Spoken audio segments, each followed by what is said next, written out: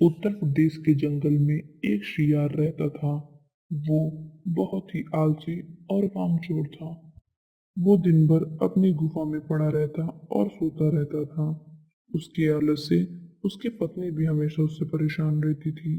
बच्चों के लिए खाना भी उसकी पत्नी को ही लाना पड़ता था। लेकिन ऐसा कितने दिनों तक चलता। एक दिन उसकी पत्नी उस पर चिल्लाई। बस अब बहुत हो गया।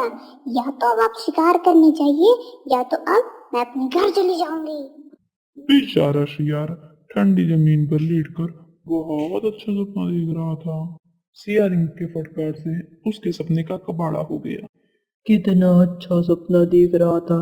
अरे थोड़ा और सोने देती तो क्या घट जाता तुम्हारा। सत्यानाश कर दिया मेरे सपने का।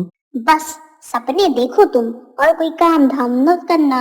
लास्ट बार समझा रही हूँ मैं तुम्हें। शिकार करने जाती हो तुम कि मैं आज के आज अपने मायके चली जाऊं। ठीक है भाग्यवान, जाता हूँ। तुम तो नहा धोकर मेरे पीछे पड़ गई हो। जब देखो कोसती रहती हो। आज तो मैं शिकार करके ही आऊंगा। ये कहकर सियार वहां से जाने लगता है। सुनो, इंसानों के बस्ती की तरफ मत जाना। वो तुम्हें देखेंगे तो मार मार के भरता बना देंगे। ये सुनकर सियार की आंखें चमक उठती हैं। वो तेवर में आकर बोलता है। रोज रोज ताना देती रहती हो। अब तो मैं इंसान का ही शिकार कर कर लाऊंगा। उसके बाद शियार बस्ती की ओर खाने की तलाश में निकल पड़ा। थोड़ी ही देर में वो इंसानों की बस्ती के पास पहुंच जाता है। लेकिन बस्ती में घुसने की उसकी हिम्मत नहीं हो रही थी। सियारिन से बोल तो दिया, लेकिन इन इंसानों का शिकार करना ये तो बहुत बड़ी चुनौती है। सुना है वो हम शियारों को पकड़ लेते हैं तो बहुत मारते हैं। और बिना शिकार लिए अगर आज मैं घर गया तो बहुत बड़ा खतरा आएगा मेरे सर पर। शियारिन तो आज बहुत गुस्से में है। कहीं वो मेरा ही शिकार ना कर दे।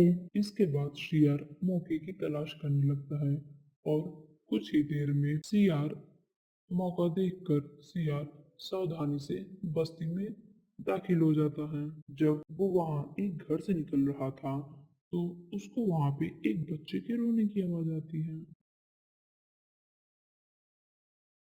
सियार वहीं छुपकर उस बच्चे की घर की ओर कान लगाकर सुनने लगता है और ये जानना चाहता है कि उस घर में उस बच्चे के अलावा और कौन है। अब चुप भी हो जा शैतान, नहीं तो मैं तुझे शियार की गुफा में फेंक दूंगी। ये सुनकर सियार बहुत खुश होता है और इधर दूसरी तरफ बच्चा चुप होने का नाम ही नहीं ले रहा था। बच्चा तो चुप ही नहीं हो रहा है। इसका मतलब इसकी माँ अब इसको मेरे गुफा में डालने आएगी। वाह, शिकार तो खुद चलकर मेरे पास आएगा। फिर मैं भला यहाँ क्यों खड़ा रहूं। मैं चलकर अपनी गुफा में आराम करता हूँ। ऐसा सोचकर सियार अपने गुफा की तरफ लौट जाता है। अरे अरे अरे, इतनी जल्दी वापस आ गए। और शिकार कहाँ है? शियार अपनी सीखी बखारते हुए कहता है। शिकार पीछे से आ रहा है। तुम मुझे मामूली समझती थी ना। आज मैंने इंसान का शिकार किया है और वो भी खुद ब खुद यहाँ पहुंच जाएगा। मैं कुछ समझी नहीं। मुझे समझना सबके बस की बात नहीं है। थोड़ी देर रुको, सब समझ जाओगी। अब शियार वहीं पर लेट जाता है और उस शिकारी के आने का इंतजार करने लगता है। कुछ देर बाद कहाँ है आपका शिकार? अब भला सियार क्या जवाब देता। उसको तो कुछ समझ ही नहीं आ रहा था। रुको, देख कर आता हूँ। सियार उसी घर की ओर निकल जाता है जिस तरफ से बच्चे के रोने की आवाज आ रही थी। अजी सुनते हो, आजकल हमारी बस्ती में बहुत से शिकार आने जाने लगे हैं। कहीं ऐसा ना हो वो हमारे बच्चे को लेकर चले जाएं। आप जरा बाहर देख कर आइए ना, कहीं कोई शिकार तो नहीं घूम रहा है। तुम सही कह रही हो। रुको, मैं अभी देख कर आता हूँ। अगर आज मुझे शियार दिख गया ना तो मैं उसको जिंदा नहीं छोड़ूंगा। ये सुनते ही सियार की सट्टी पिट्टी गुम हो गई और वो वहां से 9 तो 11 हो गया। भागते भागते सियार अपनी गुफा में पहुंचता है।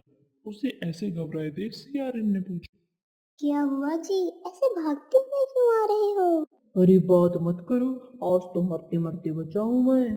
ये इंसान बहुत विचित्र होते हैं, कहते कुछ और हैं और करते कुछ और हैं। क्या मतलब है आपका? मैं कुछ समझी नहीं, मुझे आप पूरी बात तो बताइए। सियार ने उसको फिर सारी घटना बहुत आराम से बताई।